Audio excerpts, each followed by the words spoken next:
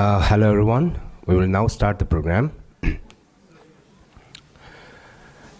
First of all, a very touchy the lake and a very good evening to all the ladies and gentlemen over here. May I first request everyone to kindly put your mobile phone on silent.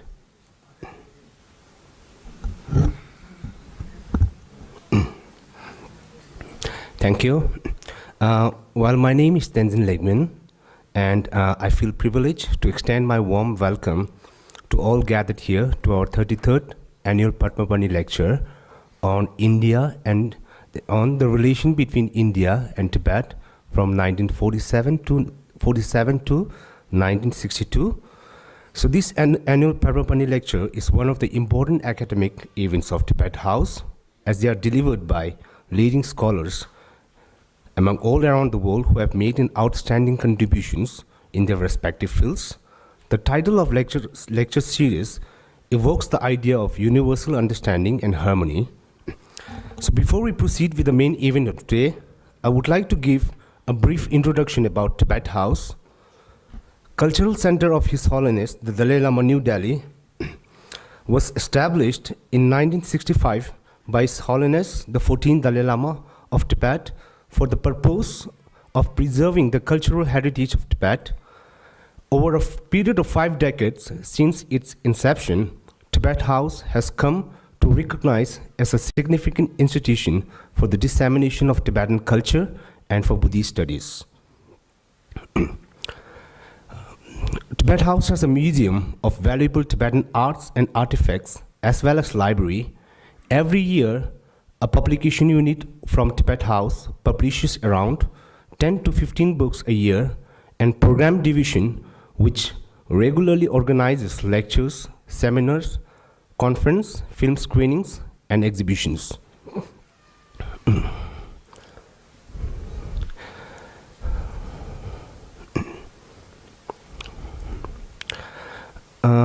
As you can see on the screen, Tibet House offers 4 different courses on Buddhist philosophy, psychology, and Tibetan language course. So these are the 4 courses as you can see on the screen. Nalanda Master course, which is a 5 years course. Nalanda Diploma course, which is a 14-month course. Nalanda Certificate course, which is 2 months course. And Tibetan language course, which is 4 months course.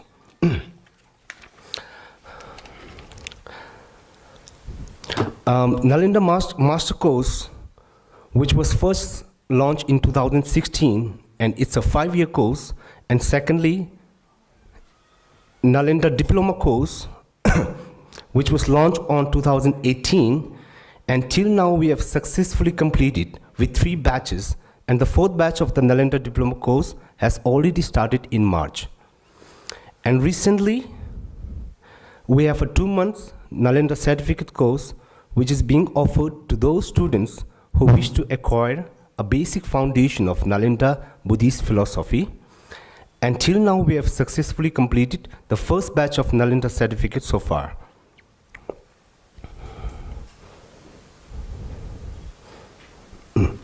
And for the Tibetan language course, which is both online and offline, till date, 3 batches have successfully completed, and 24th batch, till now, 23 batches successfully completed, and 24th batch has already started in December 2022.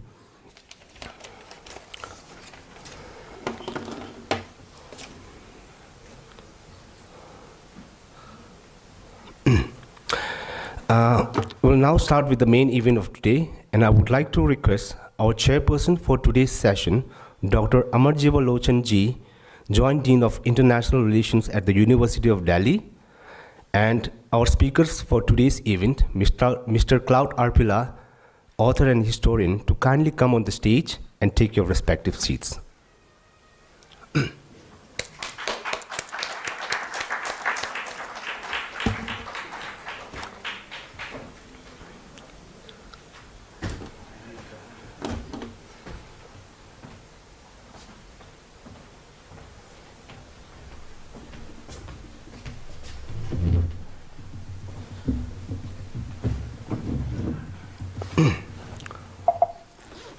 And now I would like to request Tibet House Secretary, Mr. Kunjapla, to kindly come on the stage and address the gathering.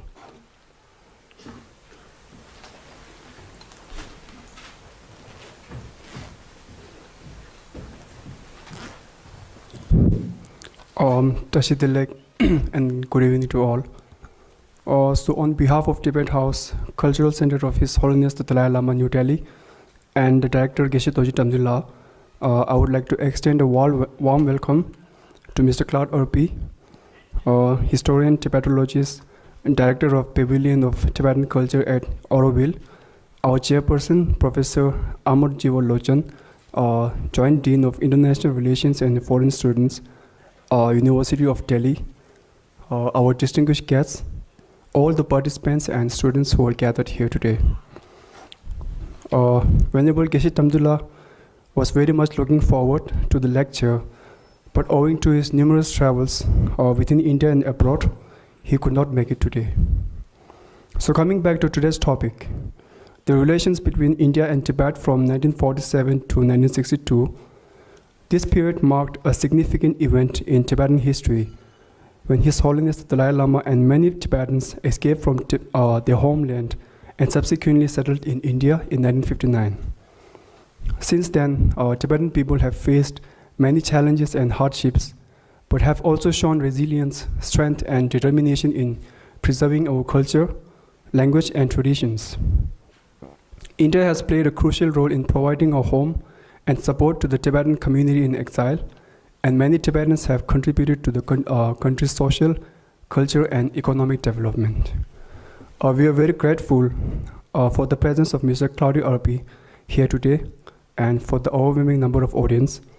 Without much ado, I would like to request our program coordinator to proceed with the event. Thank you.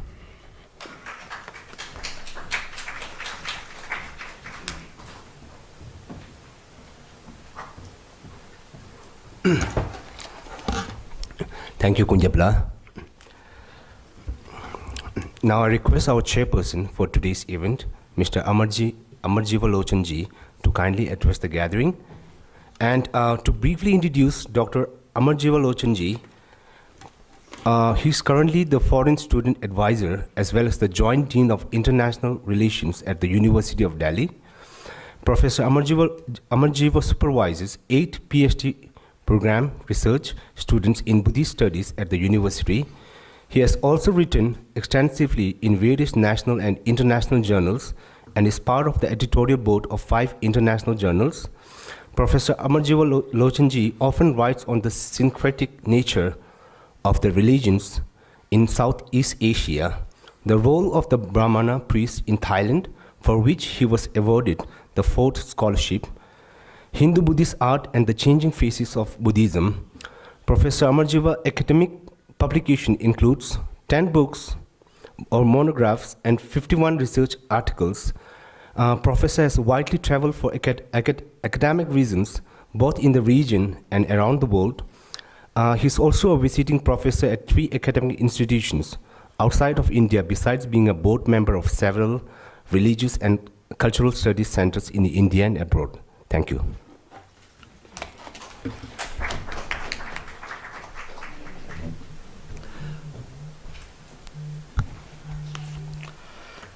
Tashidilek, I am really indebted to Professor Claude Arpi being here, sharing the dais with him. Meeting him in BC and then AD is a different thing. Before Corona and Anno Domini, whatever you can call, I met him in BC. And now this is a great occasion to have him here with us. Ladies and gentlemen, all great scholars here, I am personally also indebted to Geshe-la, Dr. Dandul, because he had planned me to be part of this evening, and then he felt sick after coming back from Brazil, long trip, and I still remember him for the kindness to allow me to be here. As you see, today's topic is so important, very relevant, much relevant than 10 years ago, and its relevance will be much more by this evening, late evening, when Claude speaks, and he speaks beautifully on the subject, as we all know. Claude has been part of us in many ways. As you see, he has been prolific writer on the subject, which we are hearing from him today. He has held many positions like presence in the KM Cariappa chair. And also, I envy him. He is born in a beautiful place, Angoulême. Sounds me like Angoulême area. I have been to Angoulême one time. As a traveler, I travel quite a lot. It's a beautiful place. I'm very happy to hear that he's coming from a part of that. And when he has been writing on the subject, as you know, he has first-hand account, learning from the first-hand documents. The main grant and main award, what he got by those 4 volumes, is a great feast of academic eyes for all of us. I'm sure the great author of many books which have been published in many, at many locations, including Kalman Levi, Haranan in India, and Pagi is the Kalman Levi, and Mittal publication, which was a very important highlighted book. If I remember, I saw in the World Book Fair long back, Born in Sin. That was a very catchy title, and it was very important for many of us to learn what the shape is there. And to my credit, I teach history and Buddhism, but I am not an expert into that, except that I have been to Tibet 2 times and then learned Tibetan language at Tibet House. Long back, don't ask me when, then I will know my age, so I'm trying to hide my age. So these are only 2 connections which I'm having at the moment. I don't want to stand longer with a great speaker and all of us. So I invite Claude to be telling us the story which is very important to us to learn. Thank you so much.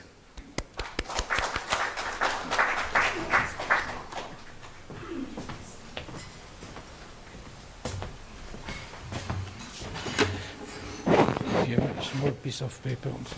Anyway, you put the slideshow. Well, you want a paper? No.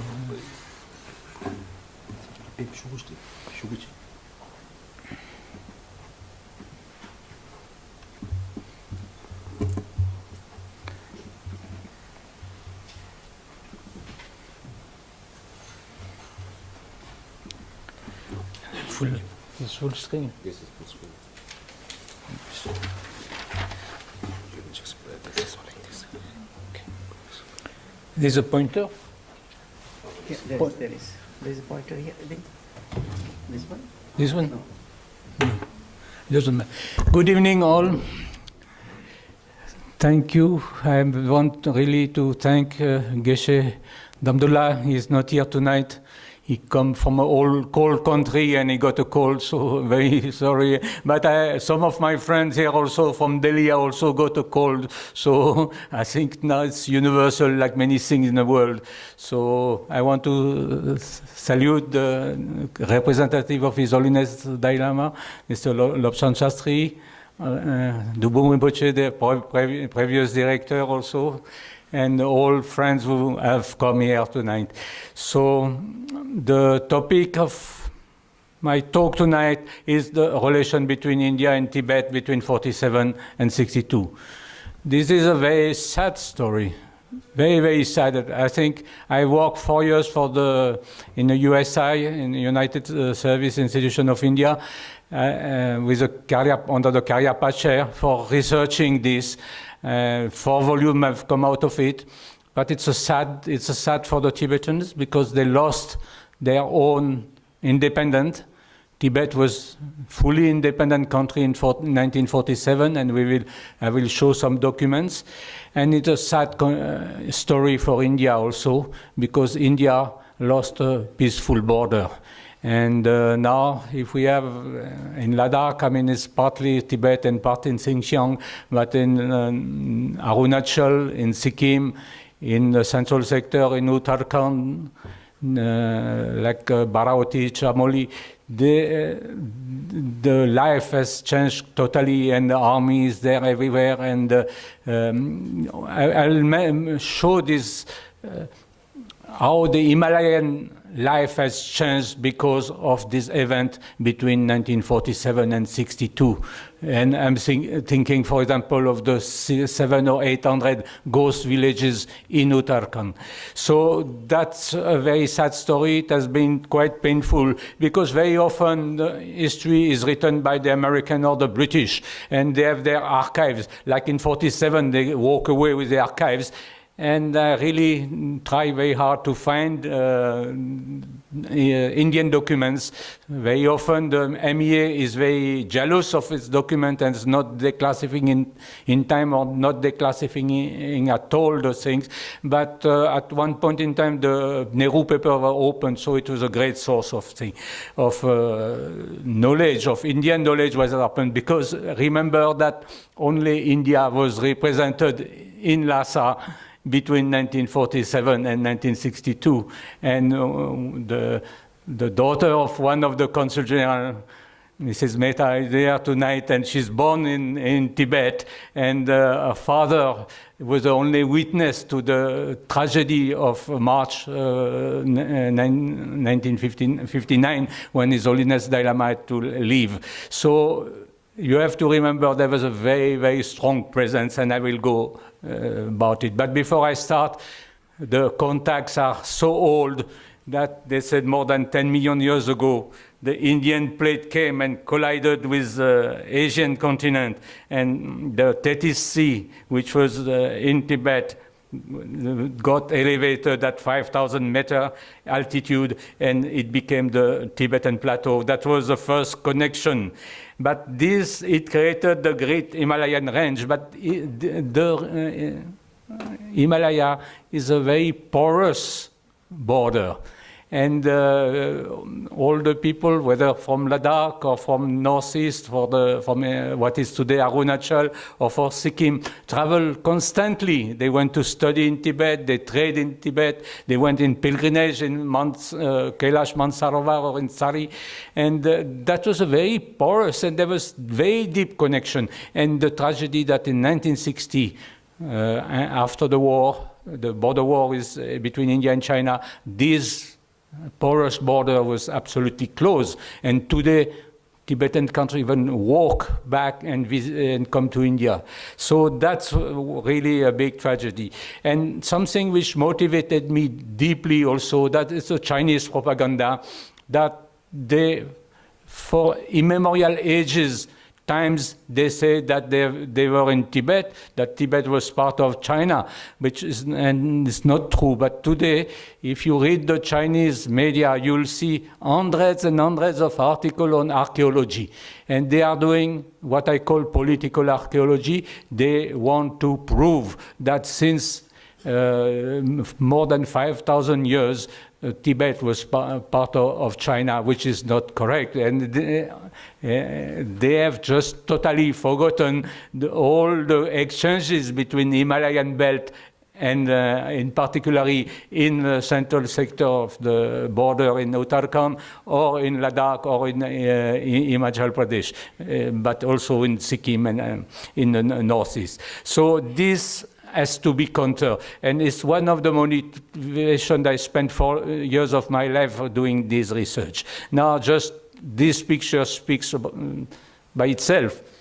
Huh? What do you say? The pointer. Yeah, the next one, yes. You see the landmass of Tibet is 25% of the People's Republic of China. Now, if you have add what China calls the minority. If you add Xinjiang, earlier it was called Xinjiang, Eastern Turkestan. If you add Mongolia, you have 2/3 of the landmass of People's Republic of China, which are a minority. And someone was asking me how many Tibetans or Uyghur or Mongol have ruled their own so-called autonomous region.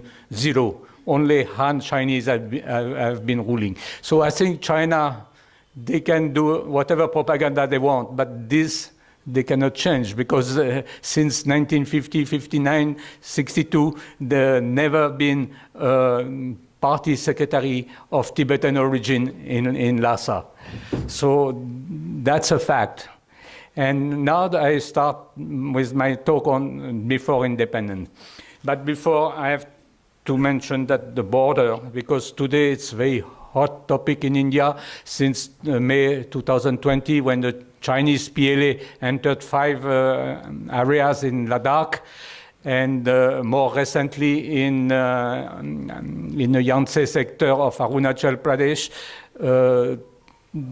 India had to mass several divisions, 3-4 corps on the border, and while in 1947 there was not even a policeman.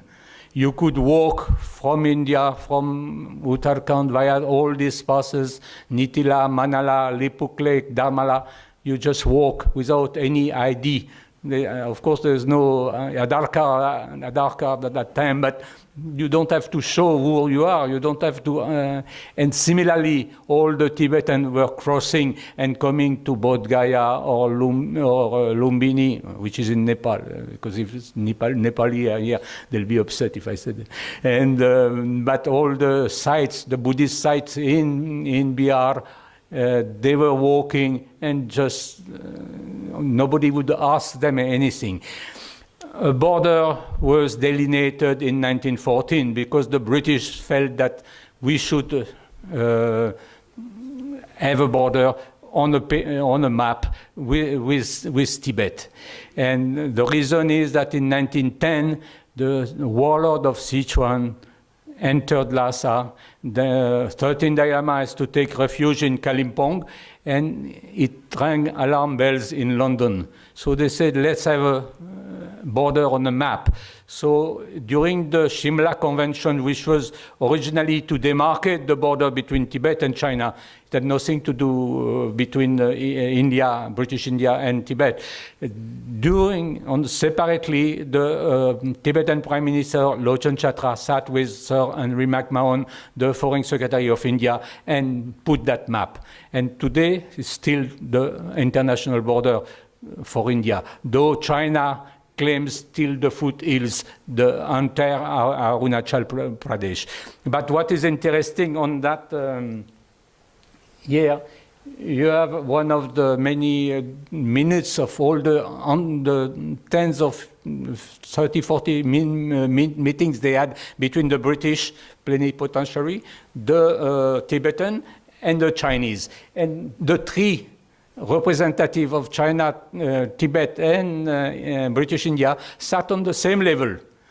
You can't see because it's too small, but the name of Lochen Chatra, Ivan Chen, the Chinese representative, and Sir Henry McMahon are exactly on the same level. It means that China at that time, they sat 6 months with their colleagues of Tibet, colleagues of British India. They never said anything about it. So now when they say that since immemorial time, Tibet has been part of China, that is not shown by the documents. Now, what was the British policy for Tibet? Once the Chinese foreign minister, Dr. Song, in 1943, went to London and he asked, and the British government gave a note. They said since the Chinese Revolution of 1911, when the Chinese forces were withdrawn from Tibet, Tibet has enjoyed a de facto independence. She has been since regarded herself as in practice completely autonomous and opposed Chinese attempt to reassert the control. So that was the policy in 1943, and in 1949, means 2 years after India's independence, and 1 or 2 months after Mao Zedong took over China and declared the People's Republic of China from Tiananmen Square, the British Parliament reiterated that this note of 1943 was still the British policy for Tibet. So Tibet for British was de facto independence. So India became independent, and here Tibet, I think, did a very, very big blunder. You see, one of the weaknesses of the Tibetan state is the regency, or the gap between the time when Dalai Lama is born and when the time he is able to rule. And His Holiness is born in 1935. In 1950, when the trouble started for Tibet, he was 15 years old. And before And in November 1950, the Tibetan government decided to make him the temporal leader officially. He went on in Lhasa, he was enthroned as a temporal and religious leader of Tibet. But during these 15 years, and I'm not sure that a boy of 15 years is able to rule a state like Tibet, who had facing an enemy like China. But between these 15 years, there was only regents who fought between themselves, and there was some administrator, and nobody wanted to take the responsibility. They said during the minority, if we commit a blunder, after that, when the Dalai Lama will become an adult, we will be punished. But the blunder they committed, it's when the Indian government, in July, just 1 month before independence, the takeover was going to take place on 15th of August 47. The government of India wrote to Lhasa, to the Dalai Lama's government. There was a foreign bureau which was corresponding to the Ministry of External Affairs. They said the government of India would be glad to have an assurance that it is the intention of the government of Tibet. This says government of Tibet to continue relation on the existing basis until new arrangements are reached on matter that either party may wish to take up. So it means that they were reiterating officially that the map which has been signed, the agreement, the border agreement which has been signed in 1914 was a valid treaty. And instead of accepting, maybe the future would have been totally different for the Tibetan, maybe our Tibetan friend would not be here today, but they refused. They said, no, British India has taken many of our territories. They spoke of lost territories. Lost territories means like Darjeeling, Kalimpong, and Tawang area. But it was the wrong move. It was a huge blunder from the Tibetan government side, because they should have, as requested by the Indian government, they should have said, okay, we agree to the treaty, let's renegotiate part of it. Suppose they didn't agree on Tawang, which was signed in 1914, they could easily have said, okay, we ratify what has been signed in the past, let's renegotiate some part of it as the British has suggested. And Mr. Richardson was the British representative, the head of the mission in Lhasa. And in 47, he became the Indian head of the mission because India didn't have people knowledgeable enough to run the show there in Lhasa. So for 3 years, he represented India. He wrote that the Tibetan government acknowledged the message, but didn't reply till June of 48. Nearly 1 year, 11 months to acknowledge that the Tibet had a treaty agreement with British India. That's a huge thing which was wrong. And one time I asked His Holiness if it was a blunder. He said, yes, it is my strong feeling. At that time, the Tibetan government should have sent a strong delegation to celebrate the independence of India. Of course, it was a big mistake. And somehow, Tibet still pay. I mean, but every country is doing mistakes, so you cannot say that. First of all, we can't rewrite history. What has been done, but we should learn from history. And I think it's good that to have the research history and publish history, because we should learn. Though, unfortunately, very unfortunately, we cannot rewrite. Now, what was the Indian presence in Tibet in 1947? India had a full-fledged mission. Mission means it had the rank of an embassy. When you see the first report of the Ministry of External Affairs and Commonwealth, you see that the mission in Lhasa had the same rank than the mission in all the countries. And 3 big trade agencies, one in Yatong in Chumbi Valley, adjacent to Sikkim, very close to Sikkim. In Yatong, for example, I think I'll show some pictures after that. There was 150 Indian shops. Marwari traders had shops, and you could import whatever you wanted. You want a car, they'll dismantle it in Kalimpong or in Gantok. They take it over Jalepla or Natula, usually Jalepla, and reassemble it. You had Rolex watch, whatever you want to eat, even food, they would import it. So that was the first agency. The second agency was in Gyanse, which is between Lhasa and Indian border. And the third one, was very, very important agency, was in Gartok. Gartok is in western Tibet. It's north of Himachal Pradesh today.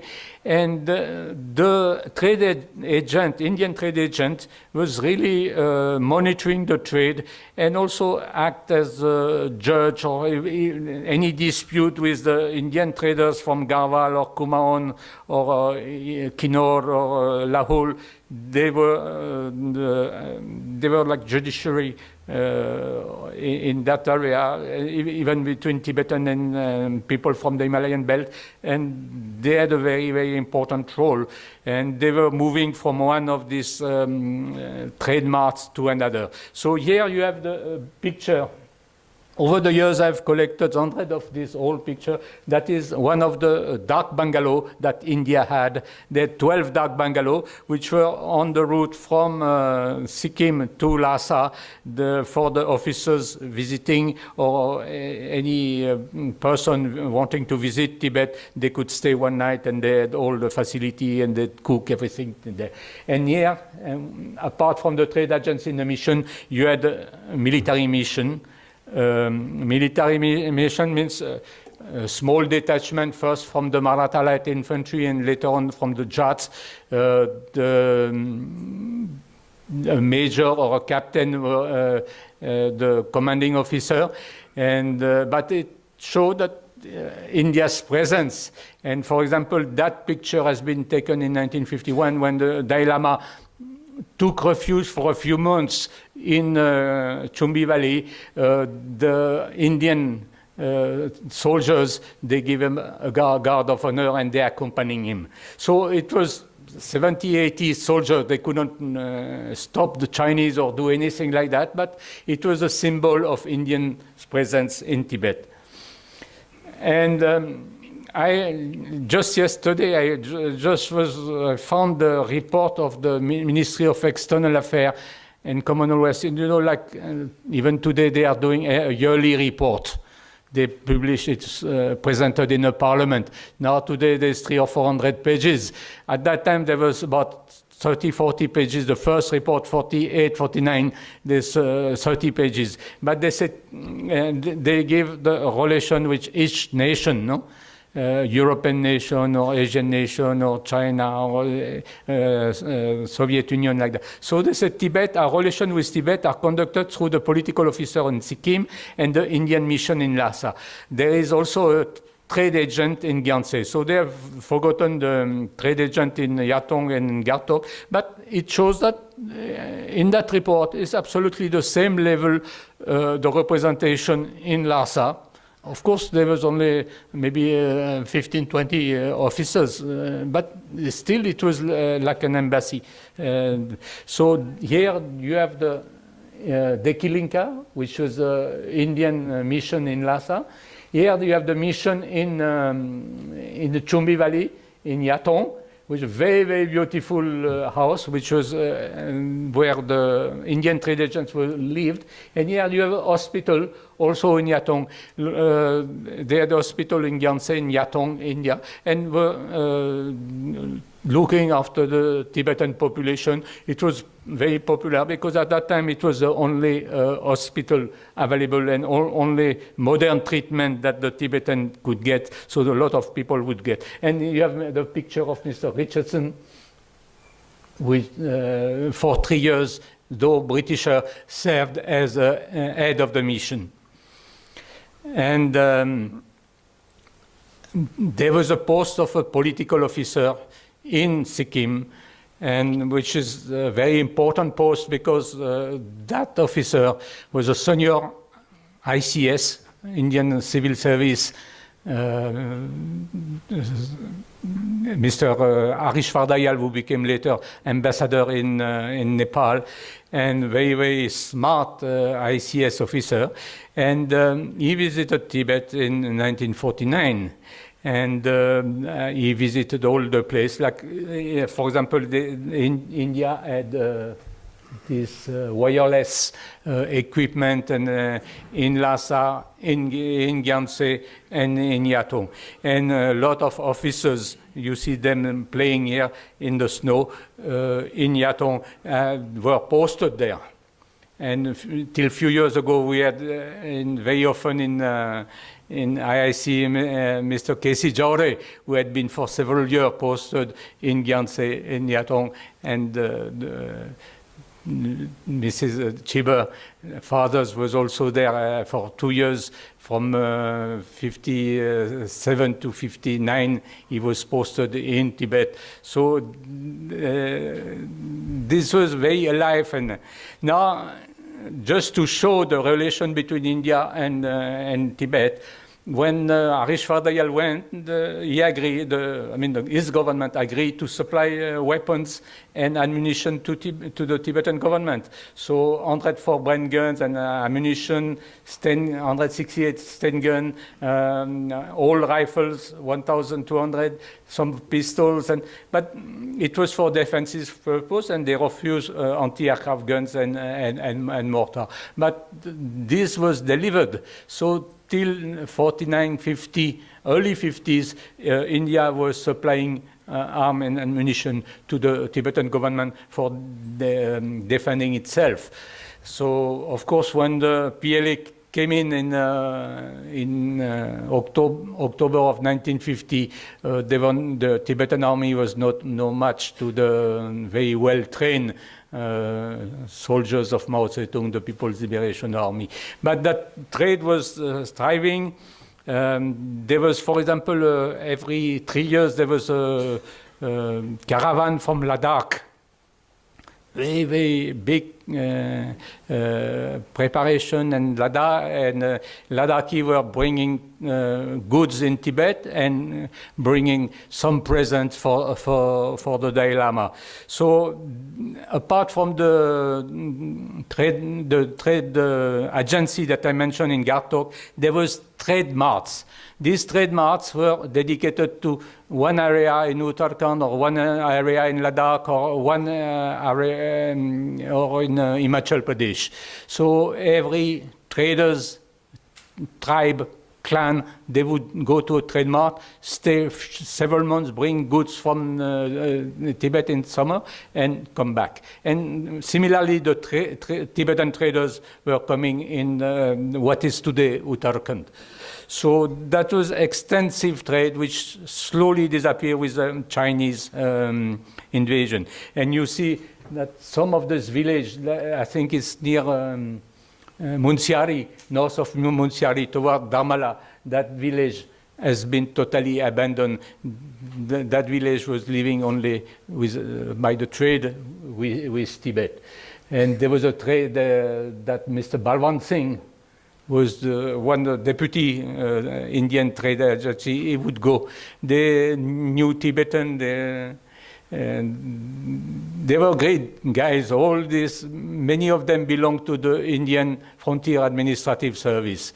I think something very good that Prime Minister Nehru did to create that Indian Frontier Administrative Service, and like Mr. K.C. Jaure, like Bob Catting, and like so many of these officers.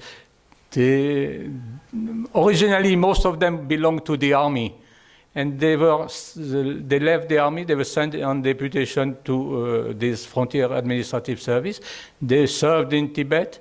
They served in the NIFA, in the Northeast Frontier Agency. They served in Sikkim also.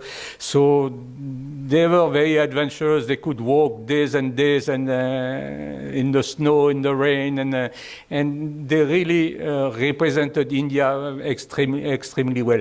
Unfortunately, one day one Babu in Delhi said that this frontier service has not been sanctioned by the parliament, therefore that is not official service, so it has to be dismantled, dissolved. So like it's happening all the time. They say, oh, sorry, we had not passed it in parliament, so we had to dismantle, and these people were transferred to the IAS or IFS. I mentioned in the Chumbi Valley up to Gyanse, these beautiful dark bungalows, very well equipped for people, for officers to go to stay there for the night, and because India was also running the postal service. So the riders who were bringing the postal Tibet, one of the signs of Tibet's independence, Tibet had its own stamps, had its own currency, had its own flag, its own army, of course its own language, its own script. And so the dark bungalow were outsourced to India, and Tibetan could send a letter from Lhasa, so it would take 3-4 days with the riders. They were very, very fast and changing horses in these dark bungalows. And India had also some water. I'll take it.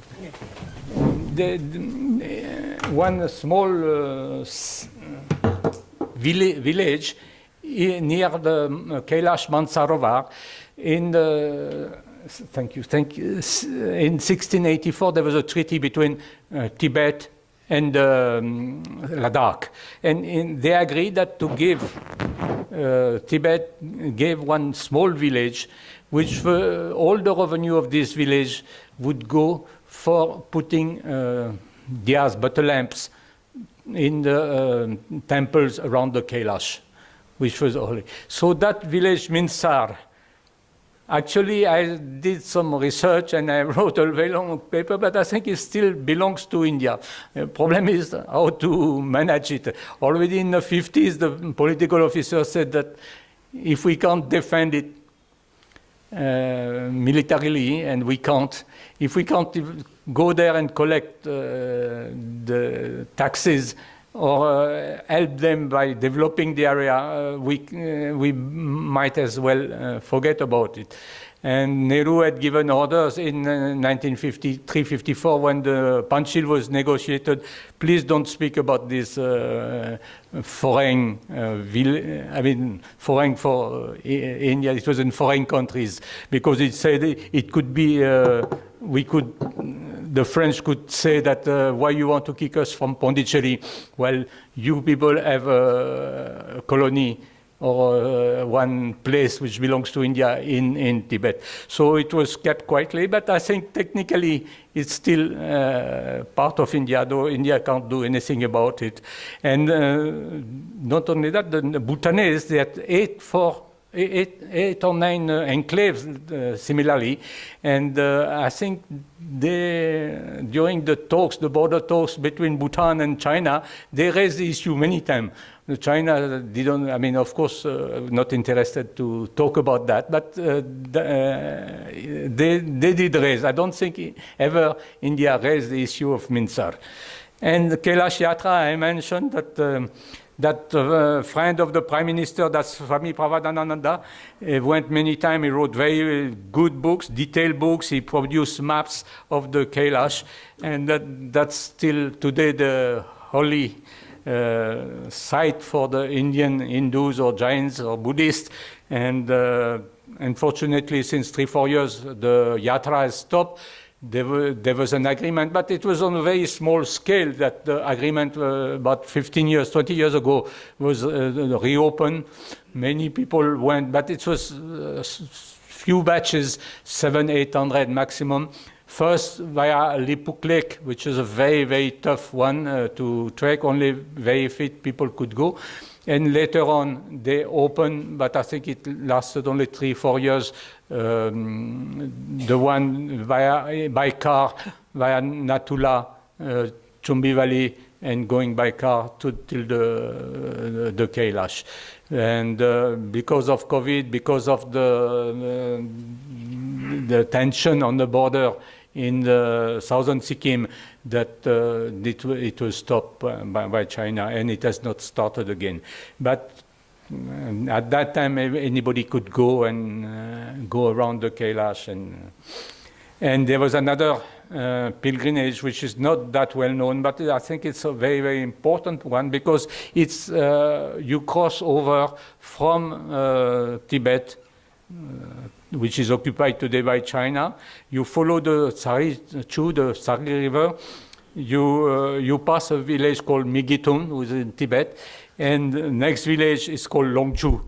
And Longju has been disputed. It has been the site of the first clash between the Indian Army and the PLA in August 1959.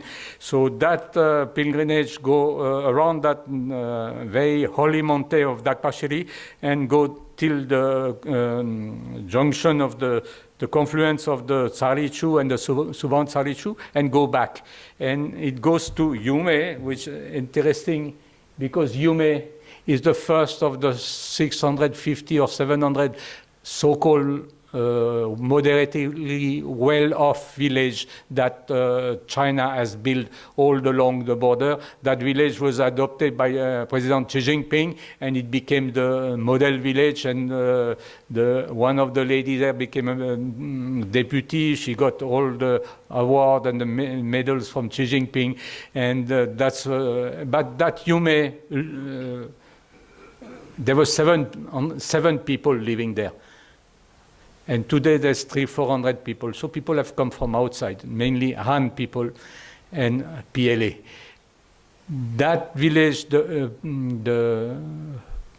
people living, the family living there were tantric practitioners, and their job was to open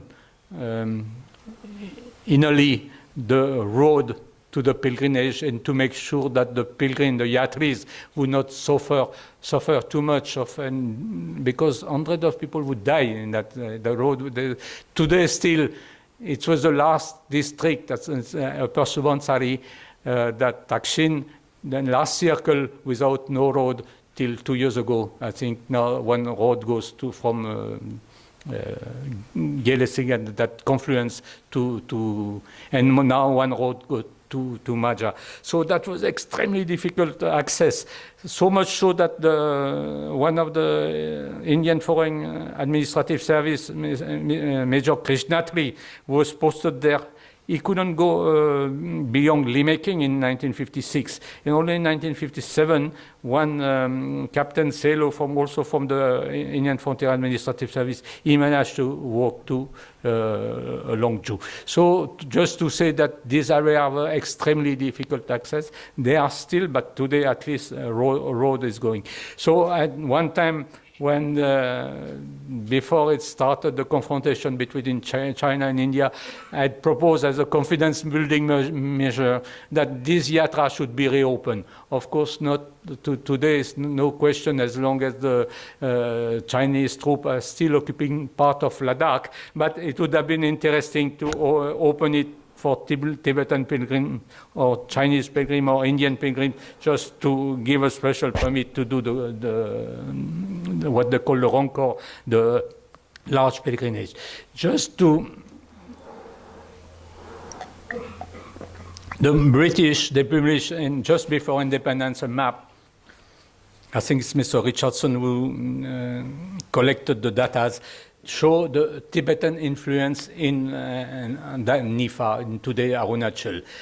You see, it's very minimal, because when China today claims the entire Arunachal, and Tibetan influence doesn't mean that it's Tibetan. You can have, because it's more a Buddhist influence, like there's a Buddhist influence in Ladakh, like there was a Buddhist influence in Kinnaur, or even in Sikkim. There's many places in the Himalayan belt which have a Buddhist influence. But even the influence is very limited to only 10%. So how can China today pretend that the entire Arunachal belongs to them since immemorial time? I think it's something they discover when India started protesting for having done a road on the Aksai-Chin.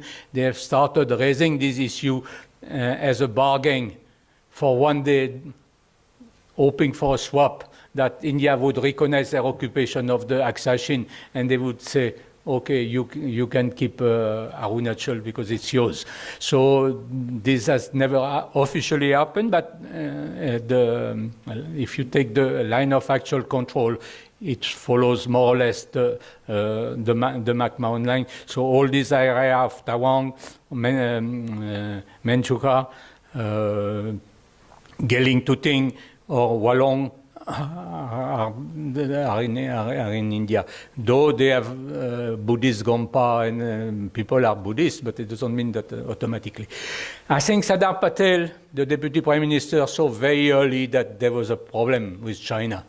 And in June 49, means nearly 1.5 years before the first troops enter in eastern Tibet, he wrote to the Prime Minister, we have to strengthen our position in Sikkim as well as in Tibet. The farther we keep away the communist force, the better.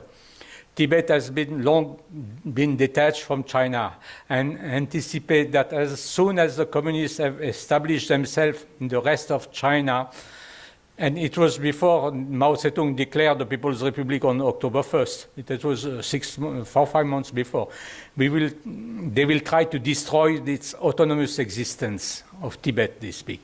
You have to consider carefully your policy towards Tibet in such a circumstance and prepare from now for that eventuality. It was just brushed aside. Nehru said it irrelevant. I should have also mentioned the answer from the Prime Minister. He didn't see at all any danger coming from that side because he thought that India and China have a common destiny and should be together and work together for the peace in the world, and like very lofty ideas, but unfortunately Patel was more down to earth and he had seen what was happening. That was 1 year before he wrote this very detailed letter of Nehru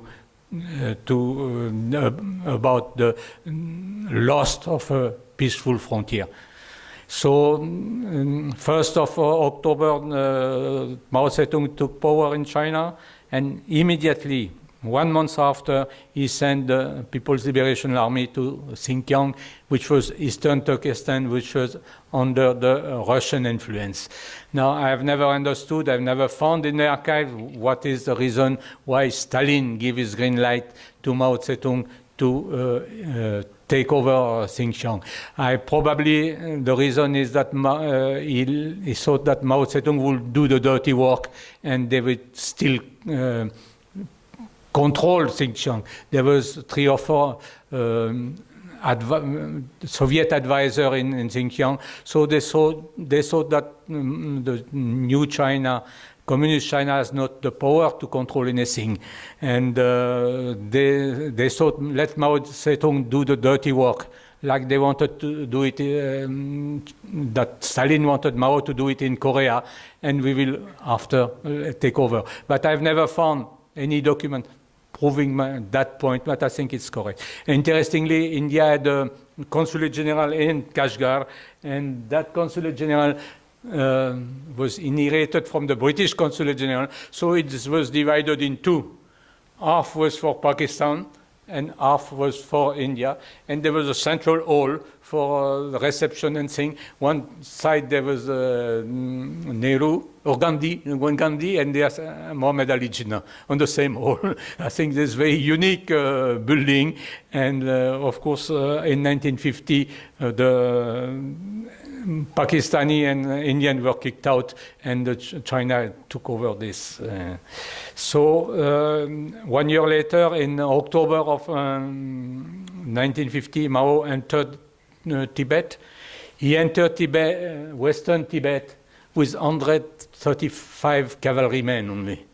It means that Tibet was a very weak state, was not able to defend itself. 135 cavalrymen. Of course, later on they brought reinforcement, but 135 cavalrymen controlled the entire eastern Tibet, which is very huge. They put some garrison and slowly came to the Indian border. And from the other side, they entered from the Xining, from the First Army. Xi Jinping's father, Xi Zhongshun, was the political commissaire at that time of Marshal Pengduan, and also the main army, the 18th Army, came from Sichuan, from Yan and in Kansai, and also a little bit from Yunnan, some other. So Tibet was occupied, and Mao Zedong he was a greatest strategist maybe of the 20th century. He planned it in two stages. First, a military stage. He's demolished the Tibetan army. 5,000 soldiers were from the 7 to 19 minutes, 12 days. There was no Tibetan army anymore. And the second one, he said, we'll negotiate it. He called some Tibetan representative in Lhasa and forced them to sign the 17 points agreement. And the first article was Tibet has rejoined motherland finally. So that was the end of Tibet. His Holiness always said that it was with a forged seal. It was done under duress, therefore it was not valid. But de facto, China had occupied. Whether it was valid or not, once China has occupied one place, it's very difficult to kick them out. I mean, India is facing this issue in Depsang or Demchok today, or Bhutan is facing also the issue. So whether it's valid or not, they do it, and after that. And when Tibet was occupied in October 1950, the Eastern Tibet, China, India, Delhi said it's regrettable what you have done. It's only reaction, it's a regret, but it was not enough to stop the advance of Mao Zedong. But just before Sardar Patel passed away, he passed away 1.5 months after the Chinese PLA entered Tibet. He created a committee under the Deputy Defense Minister, General Imat Singhji, and he decided that Tawang, which is under treaty, 1914 treaty, was part of India, the administration of Tawang should be taken over. He sent Assam Rifle with Major Bob Getting of the Indian Frontier Administrative Service, and since then Tawang has been under India's administration. Before, Tibet used to Tibet used to collect taxes from the monastery in Tawang, but there was no administration as such. They never did a hospital or schools or anything for the Monpa or roads or anything. They were just more grabbing, taking taxes, taking the corvée, forcing the Monpa to provide transportation free and things like that. So somehow when Major Keating went, that's why he's still a hero today. If you go to Tawang, they've put recently a memorial.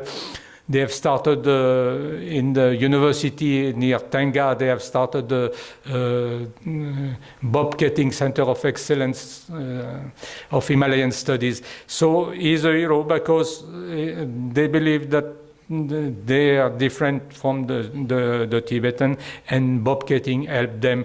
There was not a shot, nobody was killed or anything like that. And since then, Tawang is part of the Union of India. So I mentioned this 17 points agreement, which was signed under duress.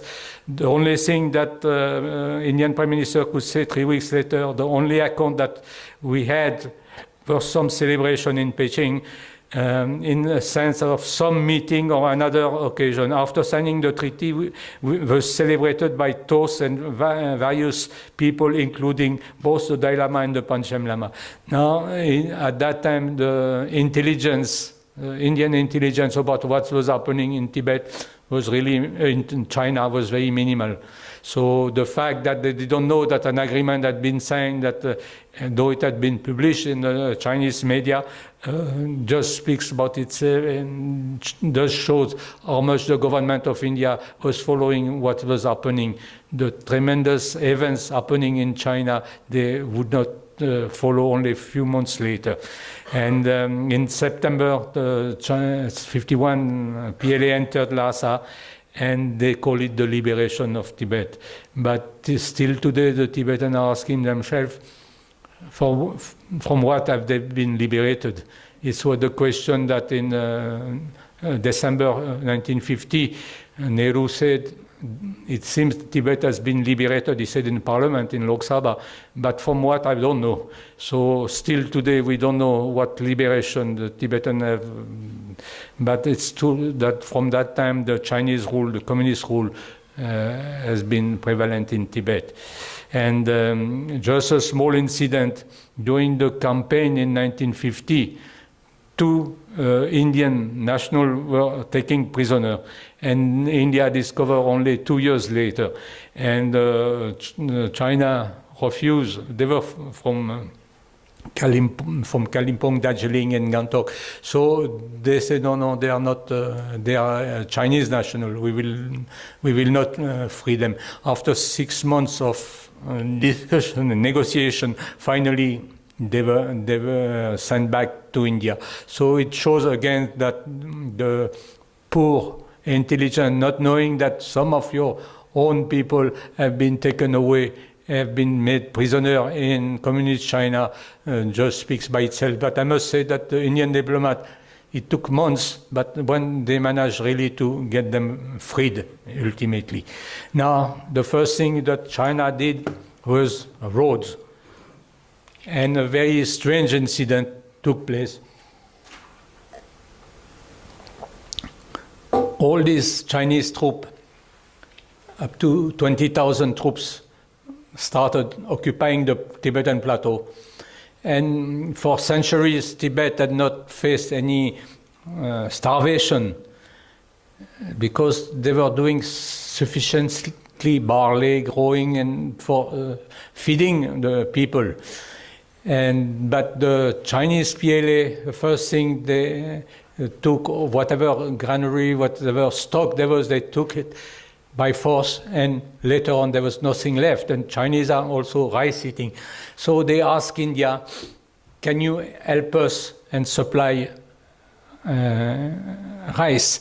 And for nearly 2-3 years, India fed the PLA, which had occupied Tibet and which had come to India's border. So that's very strange, I think, in the history of military history, that you feed the army which has come to close to the your border and threatening your borders. Actually, that was very funny when you go into details. How many mules had to be, thousands and thousands of mules had to be taken from each village in southern Tibet, and you sent to Kalimpong to bring the rice to the PLA. And building roads started. First, the road between Qinghai through the Amdo province and Lhasa, and at the same time between eastern side Sichuan and Lhasa. And I must say that Chinese were extremely good. I mean, it's quite admirable the work they did on the road. And today they are still so much in advance on India, though the BRO recently has done much better work. But the way they are doing tunnels, they are doing bridges, they are doing roads in Tibet, on the particularly in Aksai Chin. Aksai Chin is easier; it's flat. But in all the areas on the border, and like in Metok Song, Metok is similar terrain than some of the part of Arunachal. They have been extremely efficient, and tens of thousands of young Chinese died doing these roads.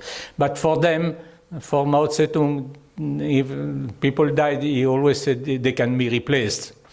When he met first Nehru in 54 in Beijing, when Nehru went, Mao Zedong, I think, to test Nehru, is mentioned about the atomic bomb. He said that if atomic bomb, if you kill a few hundred millions of Chinese, I can replace them. There's no problem. So that's the way, the mindset. So these few tens, maybe 20, 30,000 soldiers who died making the road, that was nothing, because the more important, it was to have the road coming first to Lhasa and next to the border. And something happened in 1952 that is not known usually in history. It's not be recorded because it was not announced in the Indian media. It was not permission from or ratification from the Lok Sabha was not taken. Nobody knew in India that the Indian full-fledged mission that I mentioned at the beginning became a consulate general.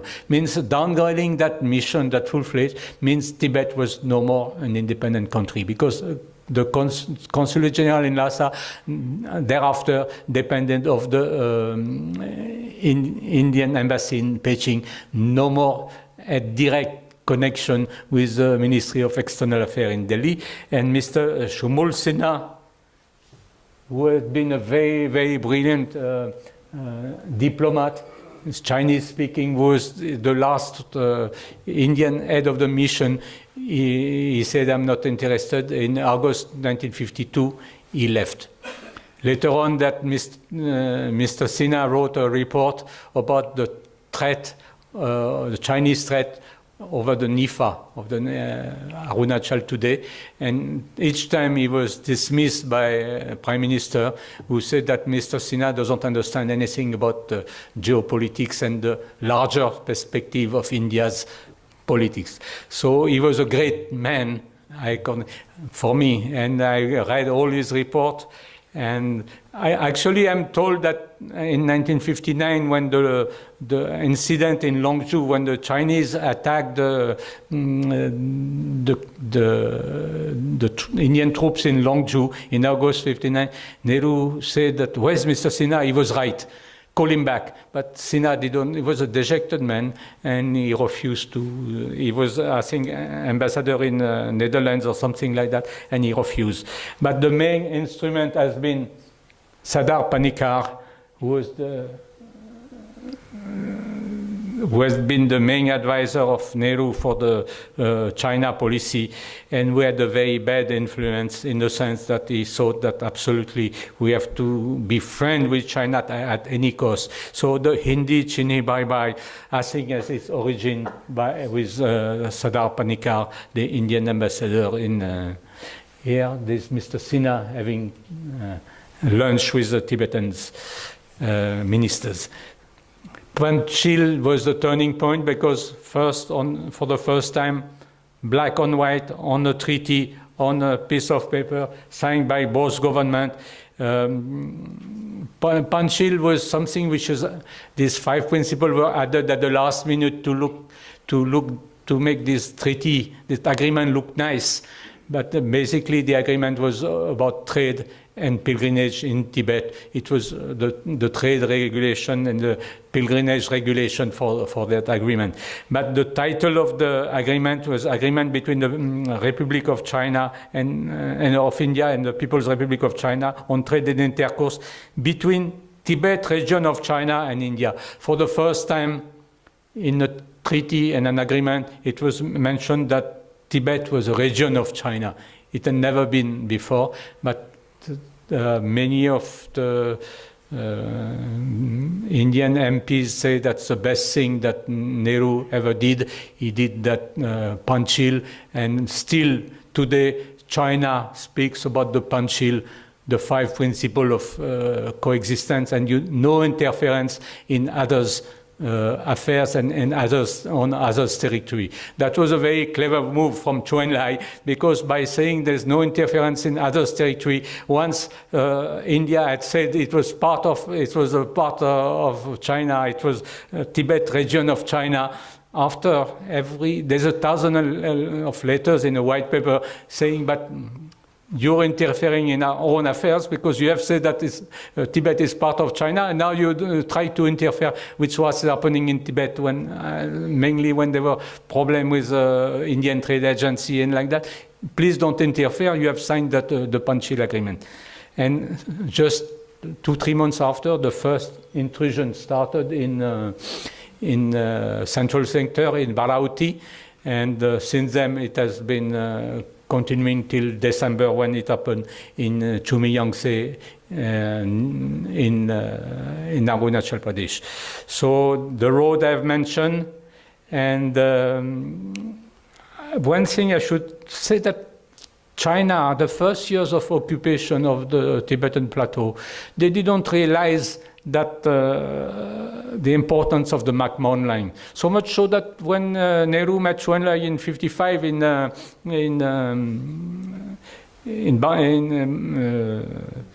what is called this Rangoon, he said, I have no problem with the McMahon line. I don't like the connotation, the British connotation of McMahon. If you change the name, I will agree, but let me ask the Tibetan. But he never asked the Tibetan. But it's only in 57, 58 that for the first time China discovered the border in area like Tsona or Ningtri or Lhotse, all these areas, they discover very late that the border areas.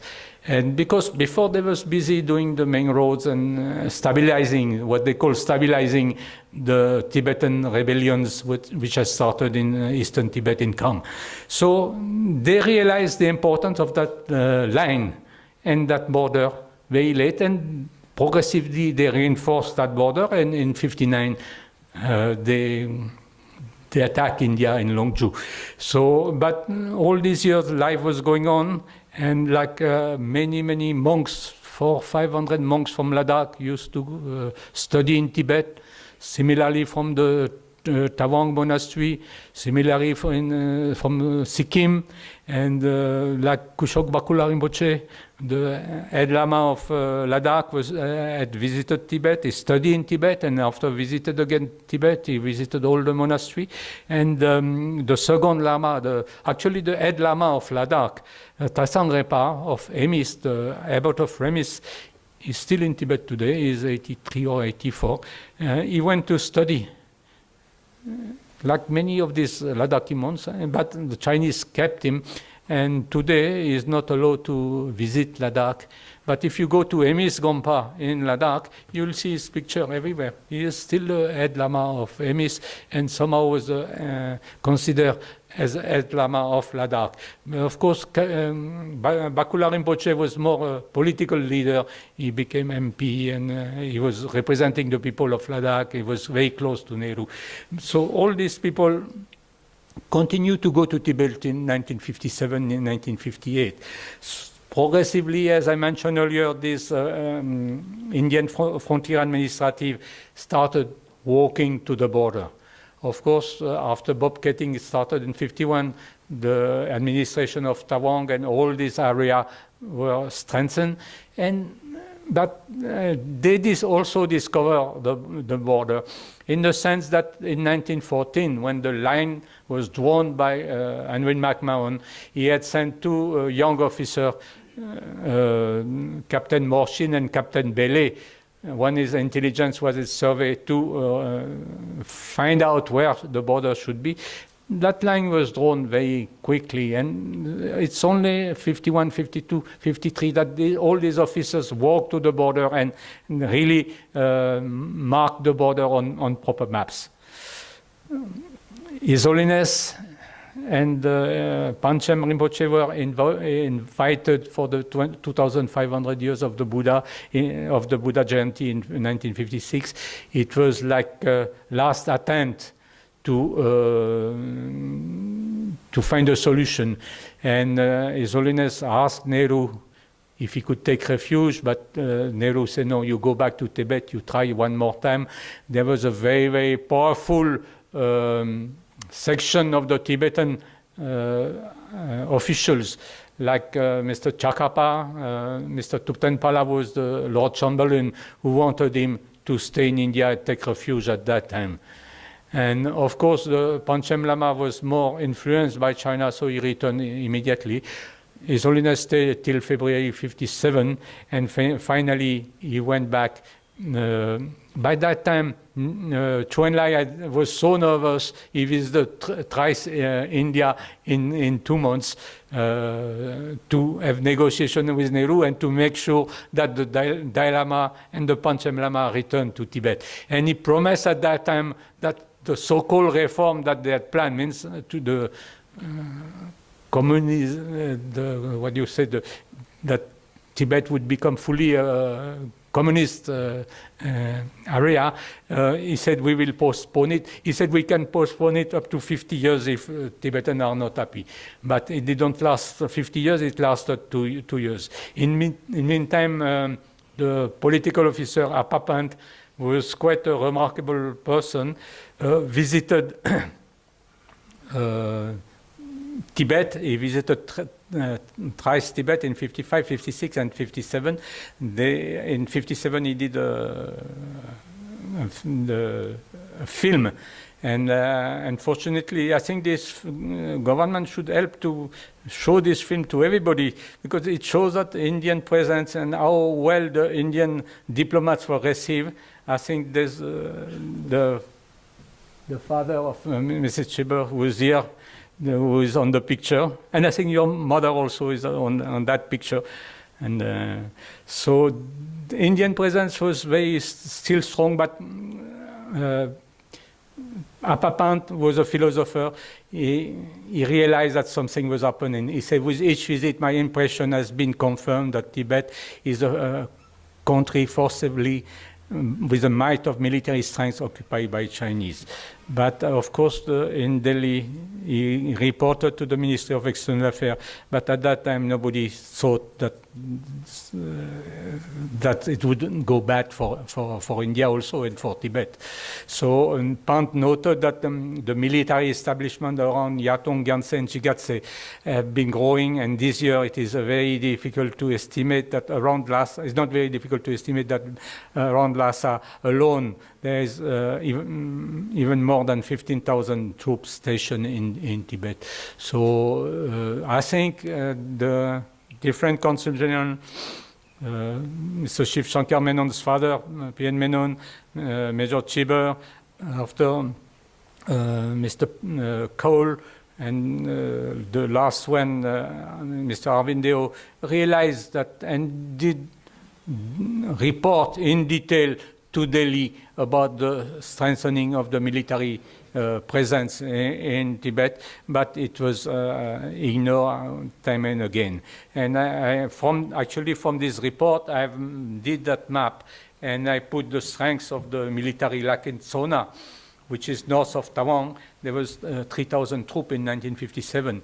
So I collected from different reports that one or two of these reports were available in the National Archive of India, and I did that map. And so you see the presence that, unfortunately, again, it was ignored by the government till it was too late in 1962.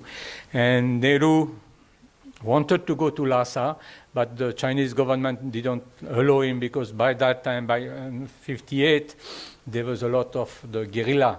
The Chuchikanruk, the Kampa guerrilla, was controlling part of southern Tibet, and Nehru was allowed to cross over Tibet to go to Bhutan, to meet the king of Bhutan and visit Bhutan. So he stayed 2 nights in Yatong, in that beautiful trade agency, and he was accompanied by Indira Gandhi, and the Tibetan minister came from Lhasa, Mr. Zukang, and the Chinese representative also, one of the General Tan, one of the main PLA general, also came and to receive. And here you have a picture of the shops I was mentioning, all these streets with the shops. You see Nehru speaking to the traders, the Indian traders in Yatong. So still in September 1958, there was a strong presence, but at that time the business was really declining, and 1 year later it would more or less finish. And he met some of the High Lama there in Yartong, and he had dinner with all the Chinese representative and the Tibetan representative. And uprising, I think we have the account. While doing research, sometimes you spend months and months and you don't find anything. But the day I found the report of Major Schieber, who wrote the detailed account of what happened in 1959. Because today you read the CIA book or the American book, they say they have done everything. They were not there. Only the Indian Consul General was there with his staff, and they knew what has happened, the detail of what happened, how many thousands of people were killed between the March 10, the day of the uprising, the Tibetan uprising, and March 25th or 24th, when all the so-called rebellion were finished, and they had taken control of the entire Lhasa. It's interesting because you see in Tibet, all Tibet, the clergy was very powerful, the aristocracy was very powerful, they were controlling all the administration.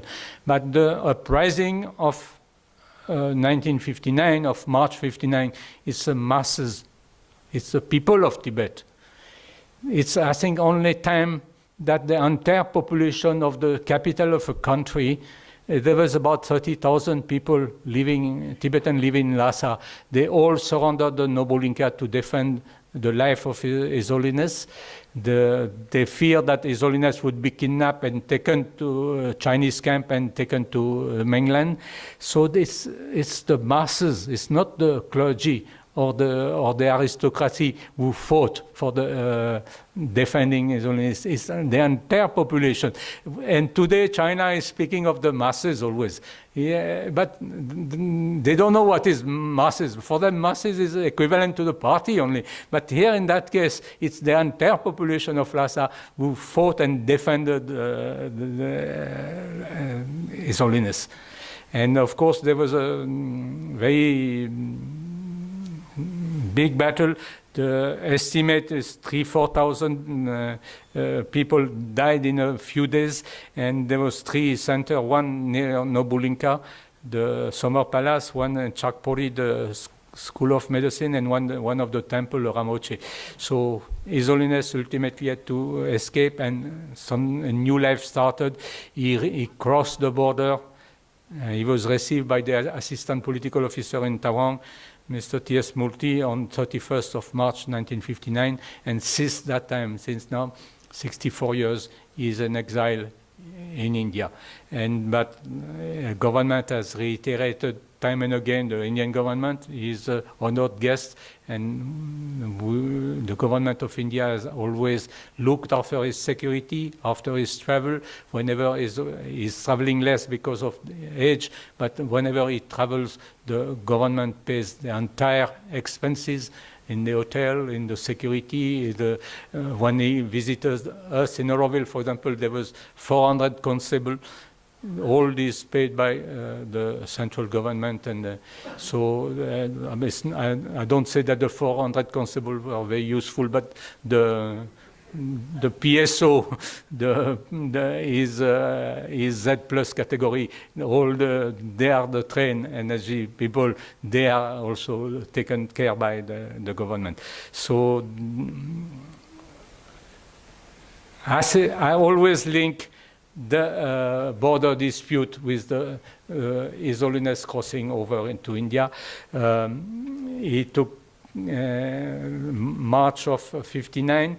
He was taken by train to Uttar Pradesh, to Mussoorie first, and he had a long meeting with Nehru.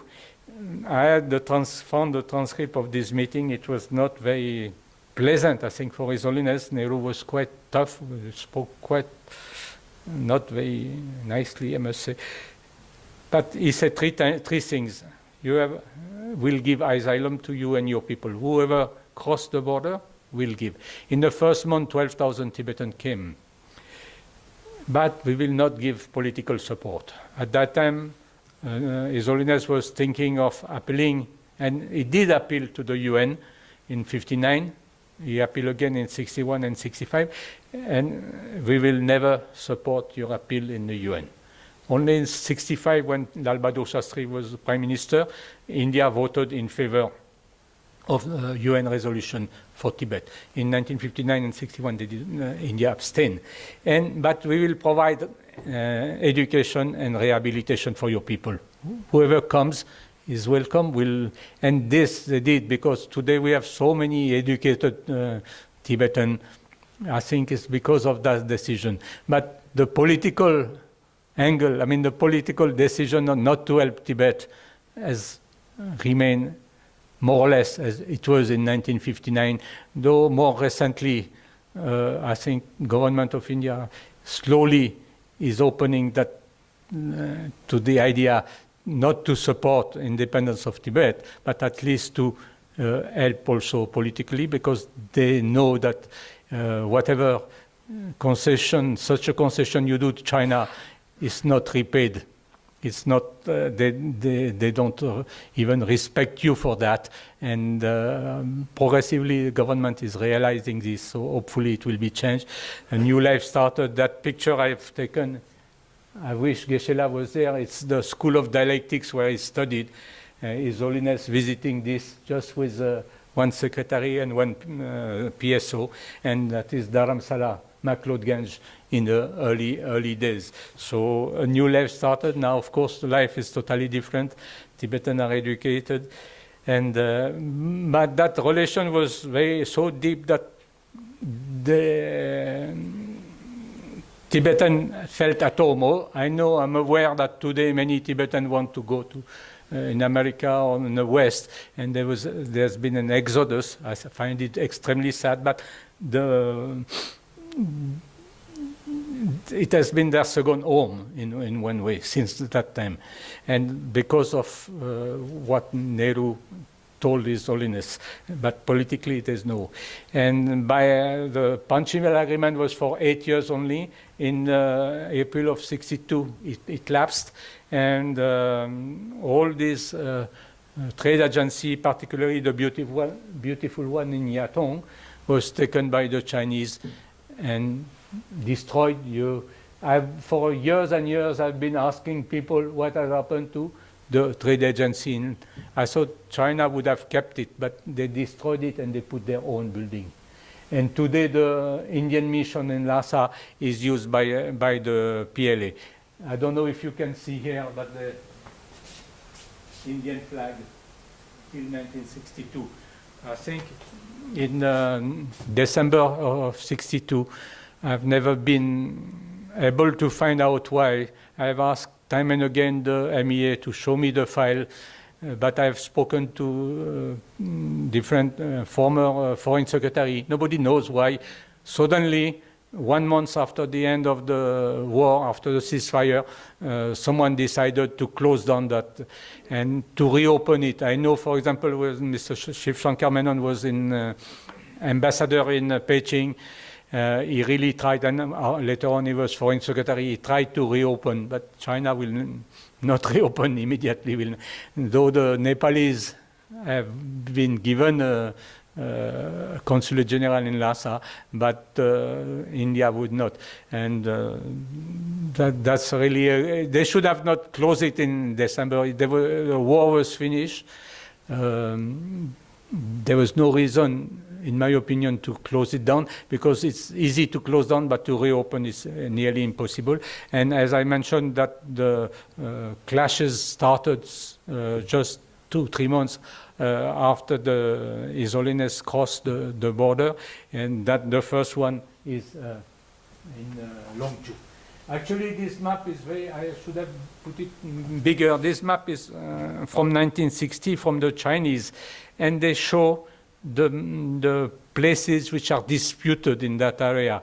One is near Kenzemane. It includes Samdorongchu, where there were clashes in 86, 87. One is Yangtze, where the clash took place in December of last year. And one is Longju, which has been now fully taken by China. And there was another place called Tamade, which has been given by India because it was wrongly put under India's territory.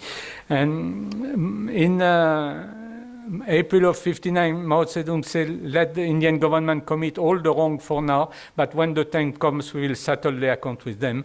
And settling the account means the 1962 war. And it was never planned to be a long war.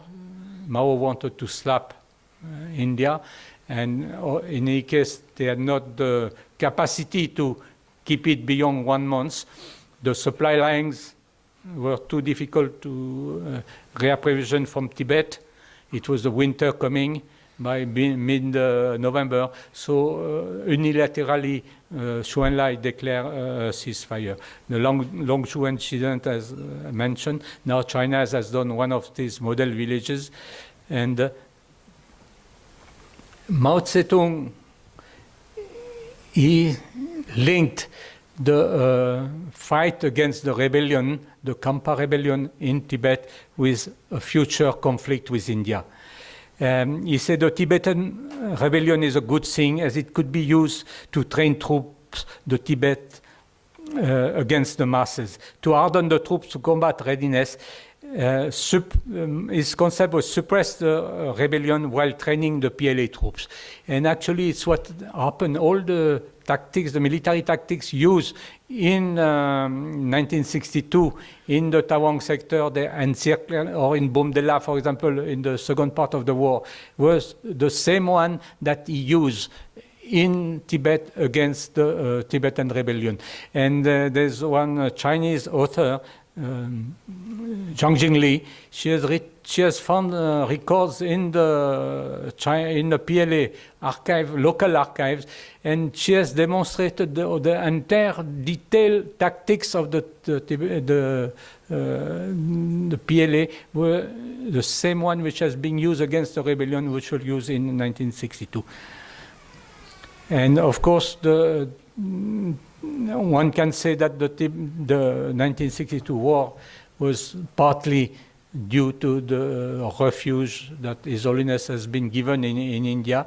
And one of the reasons also that they withdrew, apart from the winter, was the deep resentment inside Tibet. The Panchen Lama had written this 70,000 character petition. Never in the history of the Communist Party of India, the leadership has received such a letter. There was a lot have been written about Marshal Penduhai writing a letter of 2 pages to Mao in 59, and for that he was sacked and he was purged and he was killed eventually. And he was one of the most remarkable Chinese general. His Holiness told me one day that is my favorite Chinese general, Peng Duhai. But he wrote only 2 pages. Panchen Lama wrote 120 pages to detailing all what was wrong. And so this resentment within Tibet, I think, forced the Chinese to withdraw. And as a result of the 62 war, the Special Frontier Force were created for a Tibetan army to one day to go back to Tibet. They never went back. They helped India in 1971 during the liberation war of Bangladesh. In many operations in the Siachen and elsewhere, they helped India. It has been kept very secretive for a reason that we can understand. But in 2020, they helped India to regain some of the ranges in the Kailash range in Ladakh near the Spangur and the Pangong Lake. So at the end, I just want to conclude. I had written a book maybe 25 years ago. I should revise it, but it was called The Karma of Tibet. So I say that we cannot rewrite history. His Holiness speaks always of karma. I don't know what many mistakes we can point out, like the division between the different schools of Buddhism, the division between the different provinces. But if you look at history of mankind, every country has committed blunder or has committed wrongs. China has committed much more. So for some reason, Tibet had to pay a much more heavy price, and India has lost a peaceful border. Why Tibet, independent nation in 1947, became part of China, while all the nations of Asia, of Africa, who was under the yoke of the Western countries, France or Portugal or other country, became independent, and Tibet, who was independent, became under yoke of China and remains so. So that is very difficult. You can philosophically speak about the karma. His Holiness the 13th Dalai Lama had said, he had written his testament in 1933, 2 years before he passed away, and he said, and long and dark shall be the night, and he gave a very deep description of what could happen to Tibet, and if you don't follow the Dharma, he said. But that's one of the reasons. But every country has committed crime. France has committed crime, America has committed crime, Russia is committing or has committed crime also. Why it has happened to Tibet is a mystery that I've not been able to solve. But I think what His Holiness said, the religion and the society of Tibet and India have developed in different lands, but Tibet is still a child of Indian civilization. So the tragedy is today that Himalayan belt, that the Himalayan border is not only totally closed, people cannot go from Demchok to Tashigang, or can't go to from Tawang to Lunse, but more and more troops have to be brought in to defend the border, because everyone, and I think the Indian Army knows better than anybody, that if you leave a vacuum, China will occupy it immediately and will find a reason. It has happened in Ladakh, it has happened in southern Sikkim.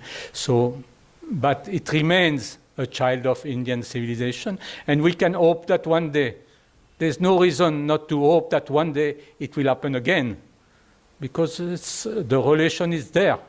It has not been killed. And I think big change will happen in the world. It has started after with the COVID. Many things are happening in China. The way people look at China is different. All the Western nations start looking at China differently. 10 years ago, America and France supplied a P4 lab in Wuhan. They would have never supplied that high technology lab to India. They supplied it to China because everyone trusted China. Look at today. After the COVID started from Wuhan, from that lab. Now China, more and more alliances are coming up to counter China. So things are changing. So maybe there's some hope. I don't know. I cannot speak about the future, but I think we, as human beings, I think the good should prevail one time. And in India, we say the truth should prevail, no? Satyameva Jayate. So hopefully something will change. But it may take some time, and we have to be patient. But that relation remains. This nobody can touch.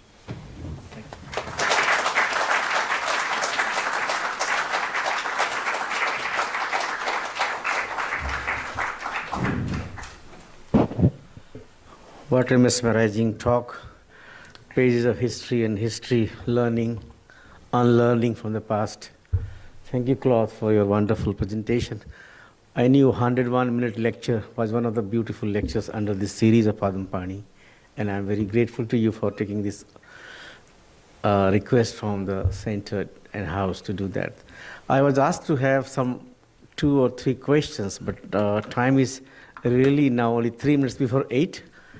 Still, it will be nicer to have a couple of questions, just a short one, please. Please. Claude, I've always wondered about the CIA involvement in Tibet, because I believe that, they sorry.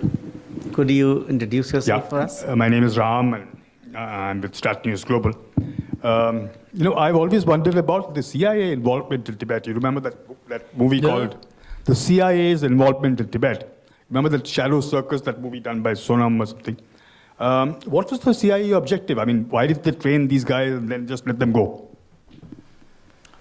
CIA is involved in everything. Now they say that it's America who provided India all the inputs to about the recent clash in Yangtze, and but India has the capacity and doesn't need this.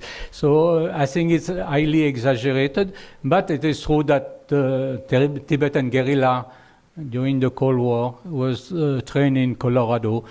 Tibetans were trained. And but the day Mr. Kissinger started going to Beijing to prepare the visit of President Nixon in February '72 to Beijing, the Tibetans were dropped. So that helped a little bit the Tibetan for some time, but not that much. So that is very limited, but a lot of books have been written, and they are selling much better their, whatever they do that we do here in India. But I think it's exaggerated, but it is true that till 73, 74, when the Dalai Lama had asked Mustang guerrilla to be dismantled, they help training and supplying ammunition. And some friends, I think they have exhibited maybe here, Ritu Tsarin and Tenzin Sonam. Tenzin Sonam is the son of the Tibetan who was doing the liaison with the CIA. Tsarin Lama was minister of the Dalai Lama. I think they exhibited their exhibition here, which very, very good stuff. They have documents and equipment. But at the same time, it's limited what it could do for. Thank you. Could you just have last question, please? And kindly introduce yourself. Yes, I'm Hyungjin An from South Korea, currently studying PhD philosophy in Delhi University. Sir, thank you to give me such a wonderful lecture. And in brief, I want to ask you about the political strategy of China, political archaeology.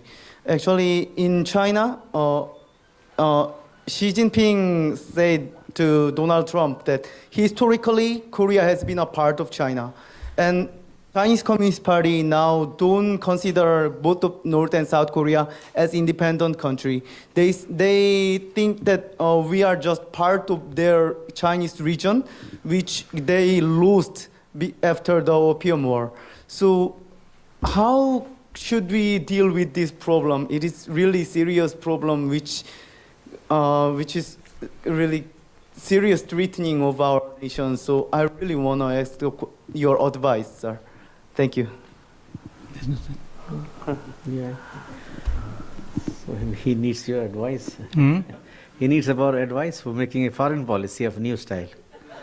How can we deal with the political archaeology of China?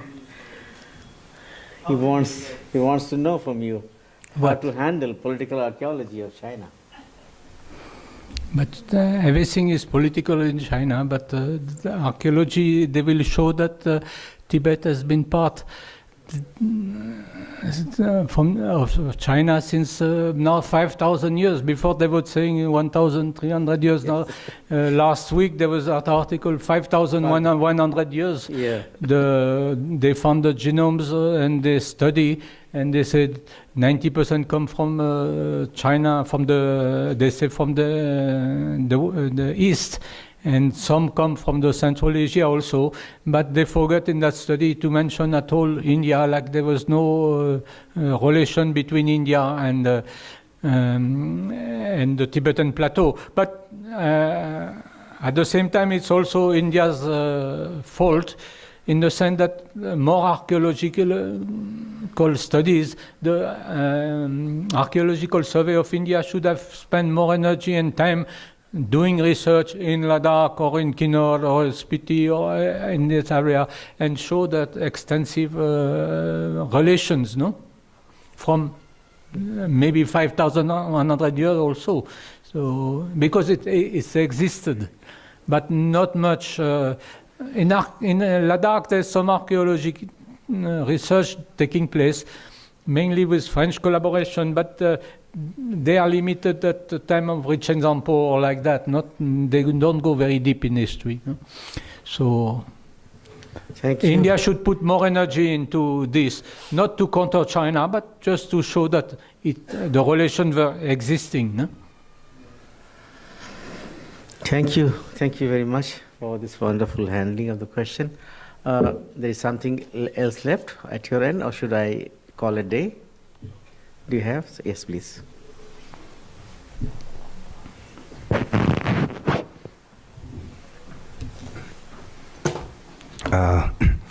Thank you so much, Dr. Amarjivalojanji, for chairing this program.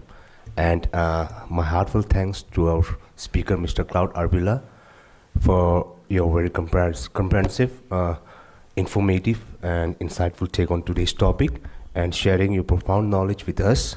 I also want to extend my sincere gratitude to our wonderful audience and students over here for joining and making tonight's events a successful one.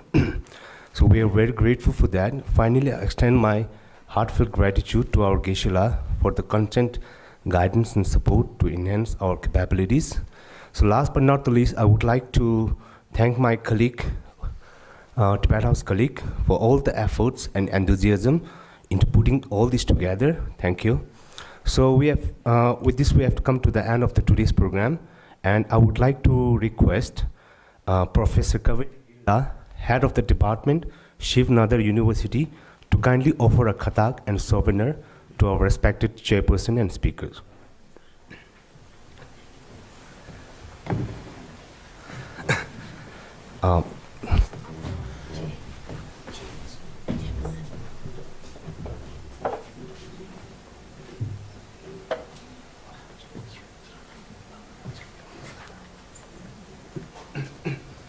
Our chairperson, Dr. Amarjivalojanji.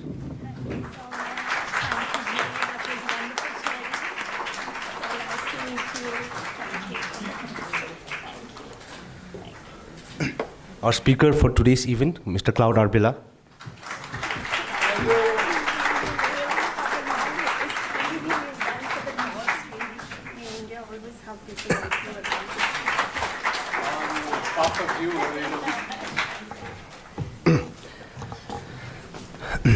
Thank you, Ajay Kavirila.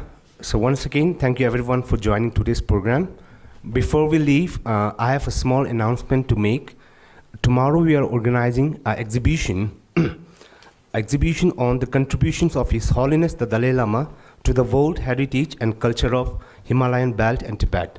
So we are organizing this exhibition tomorrow, and the inaugural session will start at 5:30 p.m. So I welcome you all for this exhibition tomorrow. Hope to see you all out there. Thank you once again. Have a great night.